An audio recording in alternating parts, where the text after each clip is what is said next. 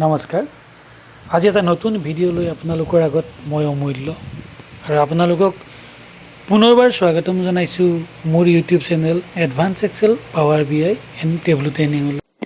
আজিৰ ভিডিঅ'টোত আমি এডভান্স এক্সেল ফাংচনৰ ওপৰত আলোচনা কৰিম। এডভান্স এক্সেলৰ ফাংচনখিনিক basically aggregate function, text function, date function, logical function, counting function and information ফাংচনত ভাগ কৰিব পাৰি। আজিৰ ভিডিঅ'টোত আমি এই ফাংচনখিনিৰ বিষয়ে বহলাই আলোচনা কৰিম। এগ্ৰিগেট ফাংচনৰ ভিতৰত আমি পাওঁ min, max, average, sum x. Counting ফাংচনত পাওঁ distinct count, counter row', count blank. Logical ফাংচনত পাওঁ and, or, not, if and if error. Text ফাংচনত পাওঁ replace, search, upper, fixed, concatenate, lower. Date ফাংচনত পাওঁ date, minute, second, hour, week, month, quarter, year and now. আৰু information ফাংচনত পাওঁ is blank, is number, is text, is non text and is error. Hello', আজি আমি practical চাওঁ এই ফাংচনখিনিৰ ওপৰত। এইখিনি আমাৰ ৰ ডাটা, এই ৰ ডাটাখিনিৰ ওপৰতে আমি প্ৰেক্টিকেল চাম। এতিয়া মই ফাৰ্ষ্টত আছে এইটো মিন মানে হ'ল মিনিমাম, আটাইতকৈ সৰু ভেলুটো। এতিয়া আমি এক্সেলত আমি সদায় ফাংচন দিবলৈ হ'লে আমাক সদায় ইকুৱেল চিনটো লাগে। Equal MIN within bracket, then select the range min. ঠিক সেইদৰে মেক্সত ইকুৱেল মেক্স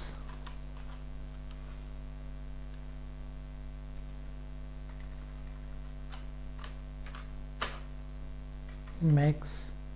এভাৰেজত average AVER average.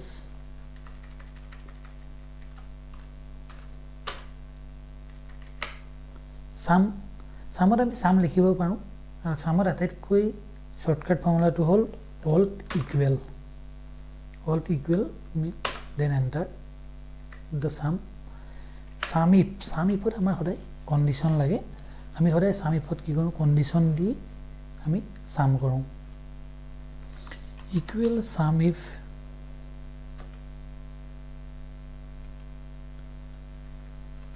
Then select the range comma. মোক এই ৰেঞ্জটোত লাগে গ্ৰেটাৰ দেন 80।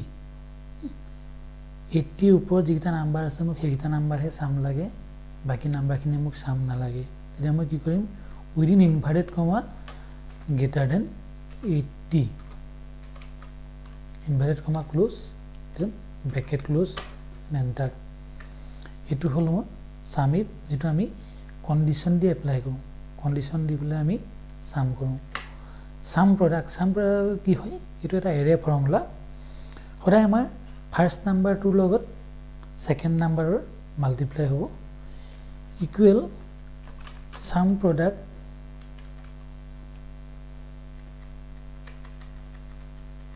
এই দুটা নাম্বাৰ লৈছোঁ, এই দুটা নাম্বাৰ কমা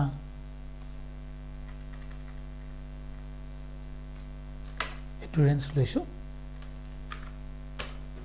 এইটো হ'ল আমাৰ সাম product. That means 30 into 60 and 40 into 80। এইটো হ'ল আমাৰ সাম প্ৰডাক্ট। ফাৰ্ষ্ট ৰেঞ্জটোৰ লগত ছেকেণ্ড ৰেঞ্জৰ মাল্টিপ্লাই হৈছে, প্লাছ 30 into 60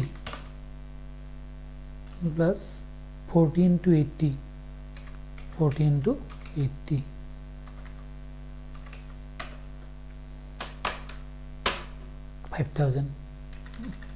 এইটো হ'ল আমাৰ ফৰ্মুলা।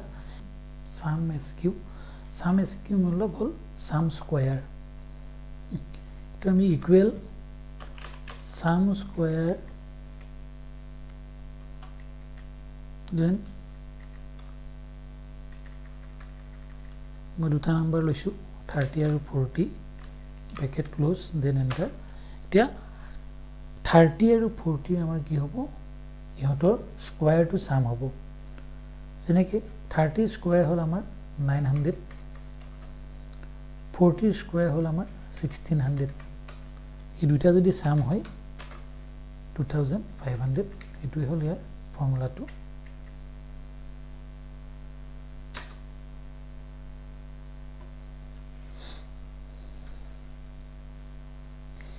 সাম ইফছৰ আমি কন্ডিশন দি সাম কৰিম ইকুৱেল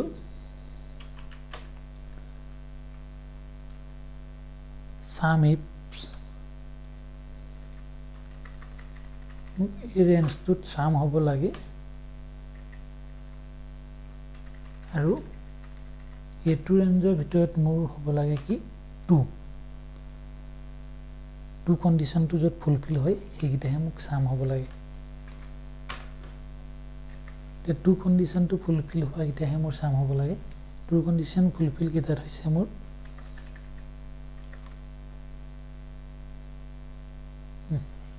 1 2 3 4 5 6 ছটা কন্ডিশনত মোৰ 2 টো ফুলফিল হৈছে এখানে এটো 485 আহিছে যদি মই ডাবল কন্ডিশন চাও তেতিয়া হলে এটো সেম ফৰ্মুলাই হ'ব তেতিয়া মই ইটো ৰেঞ্জো সিলেক্ট কৰিম equal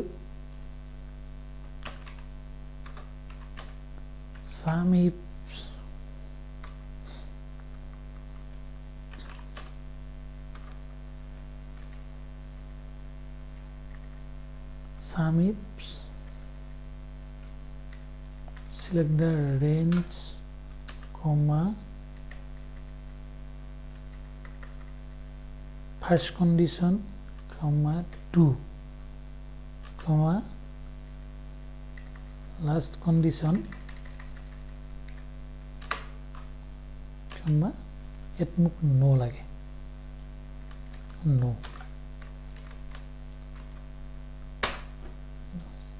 etu hol amar second condition yet multiple conditions aisu ma first condition salu yet second condition yet aru third condition ma sabo pau enadore ami sum ifs or calculation korim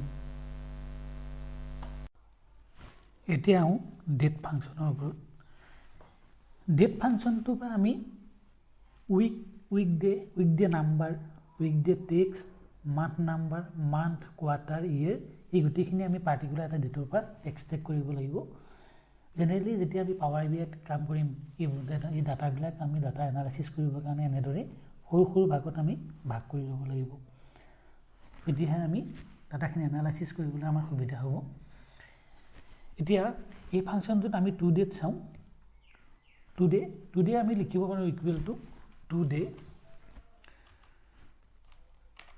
today hall current ডেটটো এই current ডেটটো সদায় auto update হ'ব আজি যদি 10 তাৰিখ হৈ আছে কাইলৈ নিজে এটা 11 তাৰিখ হ'ব এটো অটো আপডেট হ'ব আৰু কিবোৰ্ডত আমি শৰ্টকাট কৰি এটো আনিব পাৰো এটো হল কন্ট্ৰোল সেমিকোলন এটো হল কাৰেন্ট ডেট এই কাৰেন্ট ডেটটো পৰা মোক লাগে উইক নাম্বাৰ এটা উইক কিমান চলি আছে ইকুৱেল week নাম then এটা আমাৰ 16 নাম্বাৰ উইক চলি আছে তে হল মোক লাগে ইয়াৰ পৰা উইক ডে মা আজি উইক ডে টো কিমান হয় ইকুৱেল উইক ডে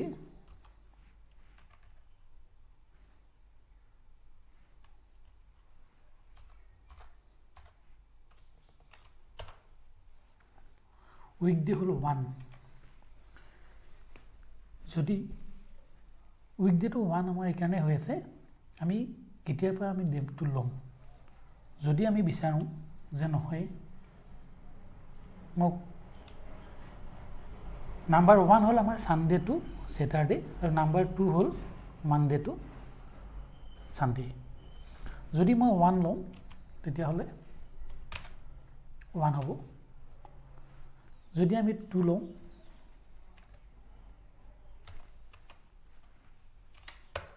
তেতিয়া হলে 7 হ'ব তে আজি weekday equal text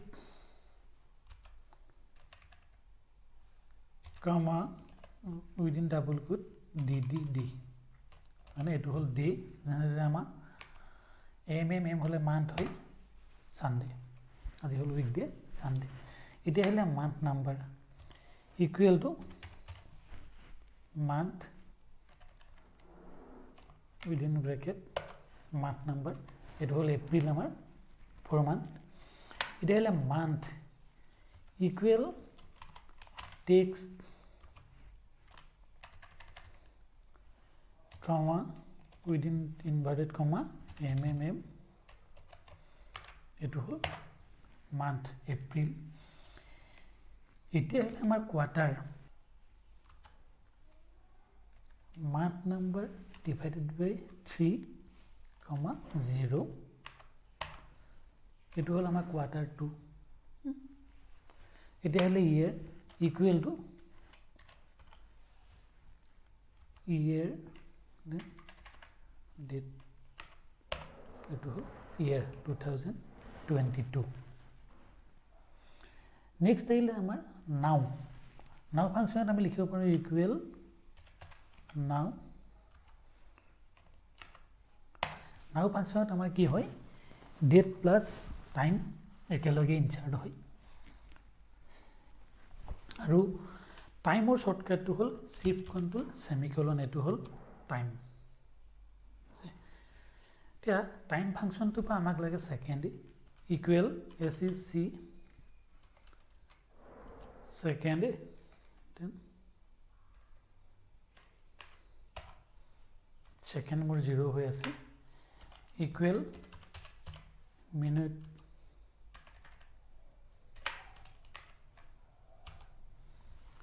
(21 minutes) and hour